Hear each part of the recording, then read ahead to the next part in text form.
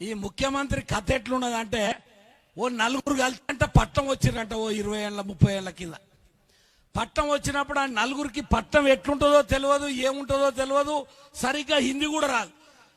ఈడ ఎర్ర బస్ ఎక్కిర్రు, చక్కగా బస్ డిపోలో దిగిర్రు పట్టణంలో. ఆ పట్టణంలో బస్ డిపోలో దిగేదాడివే జర అట్లా ముందలకు పోయేదాడివే చార్మినార్ కాడుకోయిర్రు. చార్మినార్ కాడికి పోయినాక ఆడ పండ్ల దుక్కున పోని ఒక పిల్లగాన్ని అడిగిర్రు, అరే ఈ చార్మినార్ ఇంత ఎత్తుగుంది, ఇంత పెద్దగుంది, ఇంత పెద్ద చార్మినార్ ఎవడు కట్టిండు అని చెప్పి ఆ పండ్ల దుగ్నంలో తుర్కోల పోరగాన్ని అడిగిరు.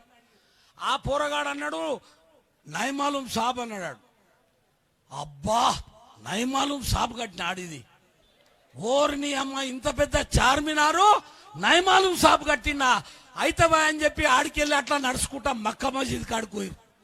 మక్కా మసీద్ కాడుకోయినాక ఆడ పండ్ల దుకులం కాడ తుర్కోల పోరగాన్ని అడిగిరు, ఇంత పెద్ద మక్కా మసీద్ ఎవడు కట్టిర్రా అని వాడిని అడిగితే వాడన్నాడు నైమాలూం సాబ్ అన్నాడు. అబ్బా అది నైమాలూం సాబే కట్టిండు, ఇది నైమాలూం సాబే కట్టిండా, ఓర్ని అమ్మని ఆడికెళ్ళి అట్లనే వాడి ఉస్మానియా దవాఖానా కాడుకొచ్చిండు.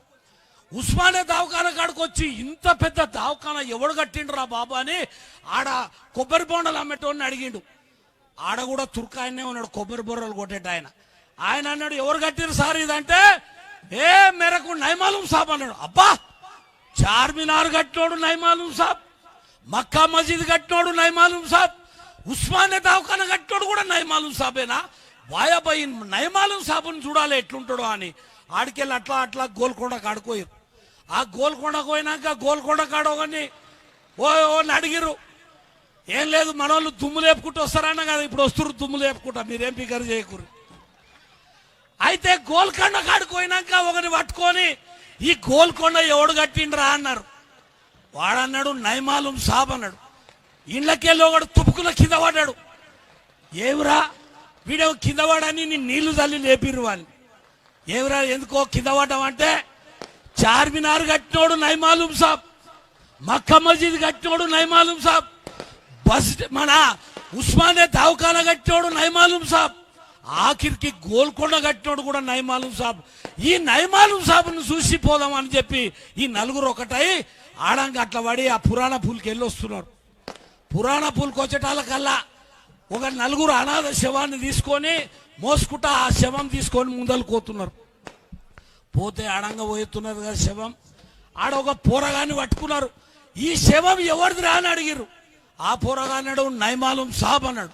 ఓ అబ్బా చార్మినార్ కట్టినోడు, మక్కా మసీద్ కట్టినోడు, ఉస్మానియా దవాఖానా కట్టినోడు, గోల్కొండ కట్టినోడు ఈ నైమాలూం సాబ్ చచ్చిపోయినట్ట కదరా, ఈయనని మనం జరసేపు మోసి ధన్యులు అయ్యాం అన్నాడు. ఇక ఆడంగా నలుగురు శవం పట్టుకపోతుంటే వాళ్ళ దగ్గరకు పోయిరు. సార్ సార్ జరసేపు మేము మోస్తామన్నారు. ఇక వాళ్ళకు కూడా యాస్టకు వచ్చింది, వీళ్ళ నెత్తిలో పెట్టిర్రు, ఇక మోసుకుంటా తిరుగుతురు. ఇక వీళ్ళకు పట్నం సంగతి ఎక్కడ తెలియదు. ఆడో పోలీస్ స్టేషన్, ఆ పోలీస్ స్టేషన్ చుట్టే ఆ శవాన్ని ఎత్తుకున్నారు. ఇక తిరిగిందే తిరుగుతురు. ఆడో జమీదార్ సాబ్ కూర్చున్నాడు. ఏమిరా ఒక్కసారి తిరిగిర్రు, 2 సార్లు తిరిగిర్రు, 3 సార్లు తిరిగిర్రు, ఈ బిడ్డలేవో శవం పట్టుకొని పోలీస్ స్టేషన్ చుట్టూ తిరుగుతుర్రు, ఎవరి బిడ్డలు అని చెప్పి ఆ పెద్ద మనిషి హెడ్ కానిస్టేబుల్ లేచి ఏయ్ ఎవరిది శవం ఏం కథ అని అడిగితే ఆయన చెప్పిండు వీళ్ళందరూ సార్ నీకు తెలియదా సార్ ఈయన ఎవరో, చార్మినార్ కట్టింది ఈయననే, మక్కా మసీద్ కట్టింది ఈయననే, గోల్కొండ కట్టింది ఈయననే, ఉస్మానియా దవాఖానా కట్టింది ఈయనే, పక్కకున్న హైకోర్టు కట్టింది కూడా ఈయననే సార్, ఈయన తెలియదు నీకు నౌకరు ఎట్లా వచ్చింది అన్నాడు. తిక్కా కొడుకుల్లారా మాకు తెలియదు అని లాఠీ తీసుకొని తోపున తోమిర్రు. ఇవాళ తెలంగాణ రాష్ట్రాన్ని ఆ నలుగురే పరిపాలిస్తున్నారు, కేసీఆర్, కేటీఆర్, కవితారావు, హరీష్ రావు. ఈ తెలంగాణ గడ్డని ఒక నైమాలూం సాబు ఇలా పరిపాలిస్తున్నాడు. ఈ తెలంగాణ గడ్డ మీద అప్పుడప్పుడు ముఖ్యమంత్రి అంటుంటాడు, ఏమా మీ నరేంద్ర మోడీ ఏం చేసిండని మా కిషన్ అన్న అసెంబ్లీలో అడిగితే, మీ నరేంద్ర మోడీ ఏం చేసిండు, ఒక్క పైసా కూడా ఇవ్వలేదు అంటాడు.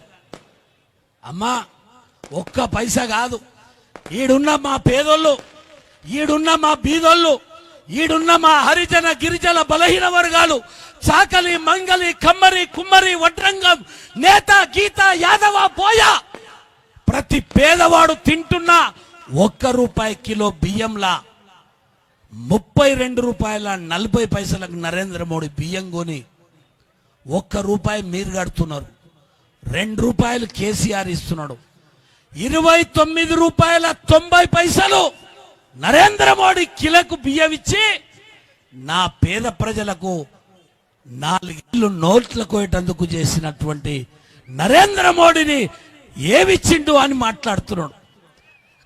ఇవాళ నేను మీ అందరిని కోరుతున్నా, నరేంద్ర మోడీ బియ్యం ఇచ్చిండు, ఆ బియ్యం ఉడకబెట్టుకోనికే 8 కోట్ల మంది తల్లులకు ఉచితంగా గ్యాస్ సిలిండర్లు ఇస్తున్నాడు. ఇవాళ నా తల్లులు ఇళ్లలో బాత్రూములు లేకపోతే లాట్రిన్లు లేకపోతే 8,000 రూపాయలు ఇలా నరేంద్ర మోడీ 9,000 రూపాయలు మన నరేంద్ర మోడీ కేంద్రం నుంచి పంపిస్తున్నాడు. గ్రామాలలో సీసీ రోడ్లు వేస్తున్నాడు, గ్రామాలకు రోడ్లు వేస్తున్నాడు. ఇండ్లు కట్టుకోవటానికి ఒక్కొక్క ఇంటికి ₹1,50,000 రూపాయలు ఇస్తున్నాడు. ఇట్లాంటివి అనేక సంక్షేమ పథకాలు ఇవాళ నరేంద్ర మోడీ చేపడుతున్నాడు. మీరు చూస్తున్నారు